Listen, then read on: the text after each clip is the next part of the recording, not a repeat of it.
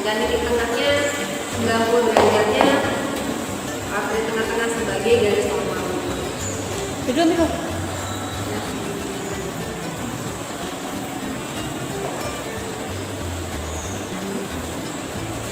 Ini sekitar jarak berapa ini kita? Ini terlihat ada pemantulan cahaya di mana sudut datang dan sudut pantulnya itu sama besar. Di sini di busur derajat ini terlihat bahwa sudut datangnya itu sama dengan sudut pantul, yaitu sekitar 30 derajat. Apabila kita miring seperti ini, mungkin seperti ini.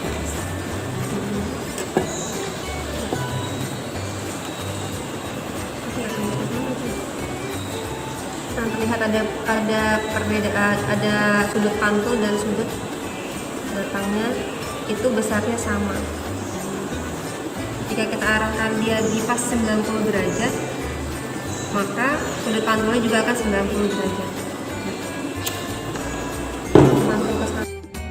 Baiklah, di sini kita akan mencoba melihat sifat-sifat bayangan yang dibentuk oleh cermin cembung dan juga cermin cakung. Kita taruh di atas kertas cermin cembungnya, kemudian kita tutupi dan kita berikan sinar di paus ke sini. Nah, baiklah, terlihat dari sinar yang datang, kemudian sinar yang dipantulkan itu menyebar. Ini berarti sifat dari cermin cembung ini adalah dia menyebarkan sinar atau divergen. Kemudian sekarang kita ke cermin cekung.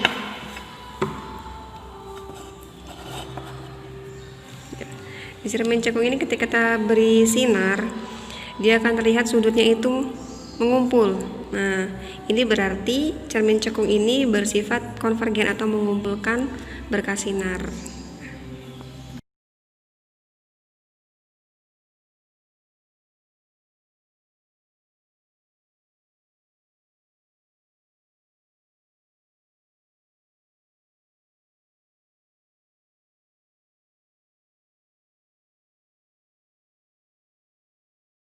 Jadi sekarang kita mau praktikum tentang pembiasan cahaya. Di sini kita butuh sumber cahaya, kemudian di sini kita membutuhkan benda untuk melihat pembiasan cahaya yang ada, kemudian butuh busur derajat dan balok kaca. Pertama-tama kita lihat dulu, kita letakkan bendanya ini dan sinarnya ini lurus dengan 90 derajat, jadi satu garis lurus. Kemudian kita belokkan. Kita buat sudutnya. Paus dulu, ini goyang-goyang. Nah, pada saat sini bendanya, sinar datangnya kita arahkan di 90 derajat. Ternyata di sini ada pembiasan. Nah, di sini sekitar sudutnya berapa ini? 91-an ya? Hampir berhimpit lah dengan 90 derajat. Sekarang kita ubah sudut sinar datangnya. Mana nih? 10 derajat. Ya, di sini kurang lebih, iya benar ya. Kurang lebih di sini ada 22 derajat. Kemudian lanjut kita geser lagi 20 derajat.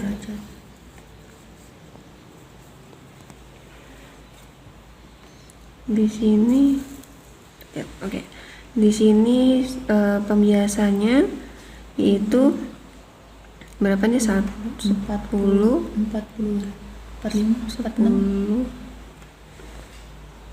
20 berapa Bu? 20 30 40 45 46 derajat. Lanjut ke geser lagi 30 derajat. Di sini sudutnya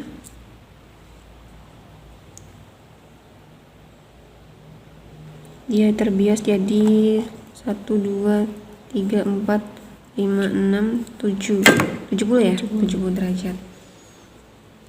Lagi ya,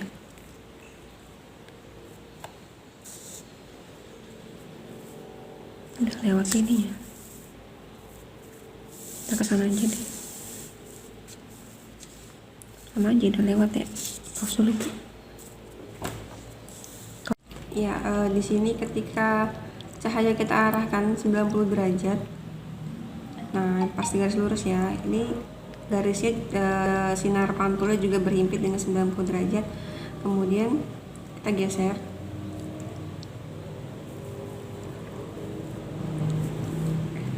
ini 90 derajat, sinar datangnya 90 derajat, ada di garis di busur 90. Kemudian kita lihat sinar biasnya ini ada berhimpit dengan angka 90. Kita akan gerakkan keras LVS nya sehingga sinar datangnya itu sekitar 5 derajat. Maka di sinar biasa itu 10 derajat. Jadi kita geser lagi ke angka 100, berarti dia 10 derajat. Maka sinar biasa itu sekitar 20 derajat.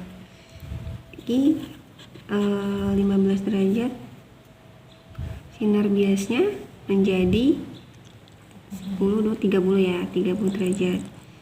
Lanjut 5 derajat lagi, 15. tutupan ya. Cut.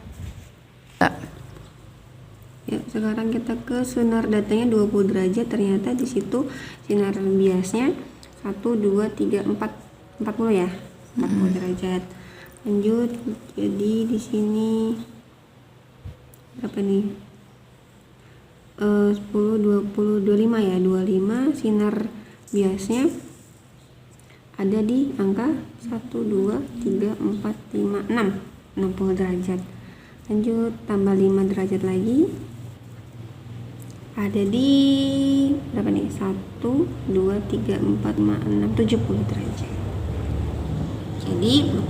Jadi pembiasan sifat cahaya pada itu dapat dibiaskan, dan di sini kita punya balok kaca di sini karena mediumnya berbeda, sehingga ketika sinar datang mengenai benda dan sinar yang dibiaskan ini akan dibelokkan. Jadi ada indeks biasnya di balok kaca tersebut. Oke. Sekarang kita lanjutkan lagi. Ini lensa cembungnya kita naikkan lagi sehingga menjauhi huruf, dan lama-kelamaan lensa cembung ini bayangnya tidak nampak. Nah, kabut ini ada di posisi 11,5 cm.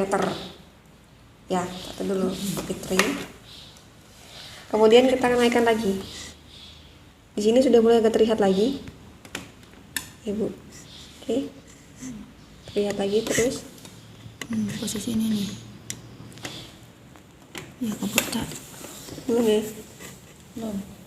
Mana kamera? Ini udah kabur lagi? Belum sih. Lagi? 16-an? Udah tuh. Ini, nah di posisi ini sekitar berapa senti nih ya? Berapa senti ini? 16 senti, sekitar 16 senti. Ini mulai terlihat lagi huruf-hurufnya dari buku tersebut. Naikkan lagi. Dan ini pada saat posisi seperti ini, nah makin lama dia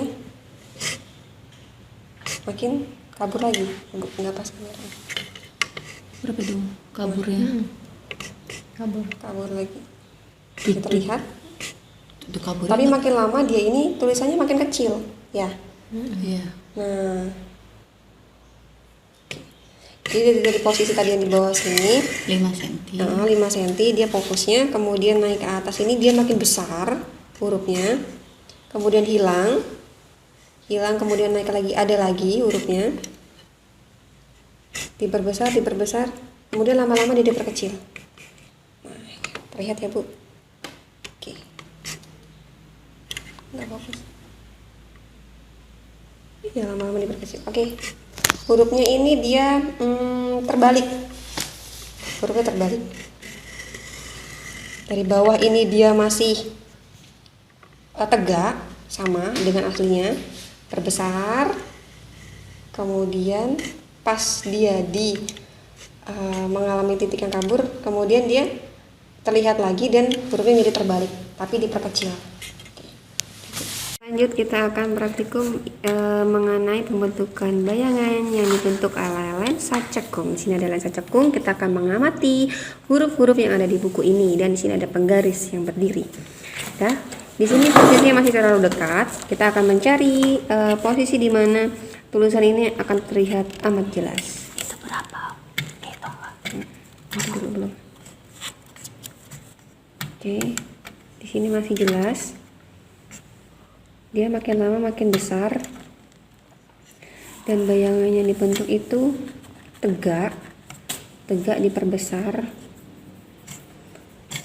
Oke, masih diperbesar, tegak, masih diperbesar.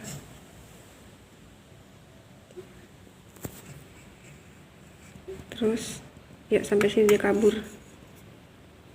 tidak terlihat lagi bayangannya. Ini tidak terlihat pada jarak berapa nih, 28 cm.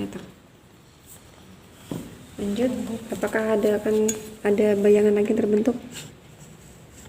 Dan ternyata makin lama makin kabur. Tuh, gak terlihat. Udah gitu doang. Yang fokusnya? Yuk, Pak. Di sini kita akan praktikum melihat sifat-sifat bayangan yang dibentuk oleh lensa cembung. Di sini ada lensa cembung. Kemudian di sini kita butuh lilin dan ini layar untuk menangkap bayangannya. Dan di sini sudah kita ukur. Ini lilin sudah diatur jaraknya dan kita sudah mencari posisi yang paling terlihat bayangan dari si lilin ini. Kita ukur berapa jarak bendanya. Jarak benda berarti jarak dari benda ke lensa cembungnya. Ya, di sini jarak bendanya 17,5 cm. Kemudian jarak bayangannya ini 5,5 cm. Dan sifat bayangannya lihat di situ terlihat bahwa dia bentuknya terbalik dan diperkecil. Oke, kita akan ubah lagi jaraknya menjadi 16,5.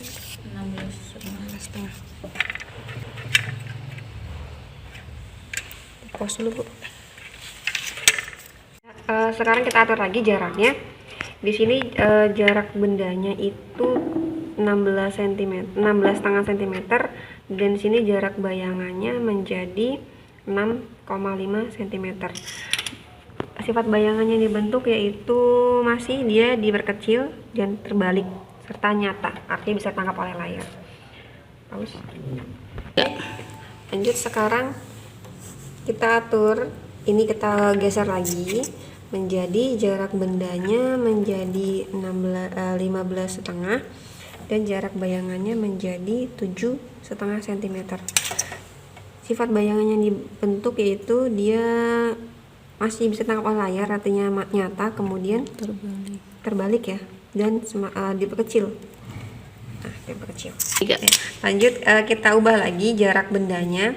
Di sini jarak bendanya menjadi 14 cm dan jarak bayangannya menjadi 8,5 cm. Bisa kita lihat situ sifat bayangannya. Di sini masih bisa tangkap oleh layar, artinya nyata. Kemudian bayangannya tuh dia tinggal mau hampir-hampir menghilang dia. Makin lama makin ke bawah, makin lama makin kabur. Jadi tidak terlihat lagi fokusnya di mana.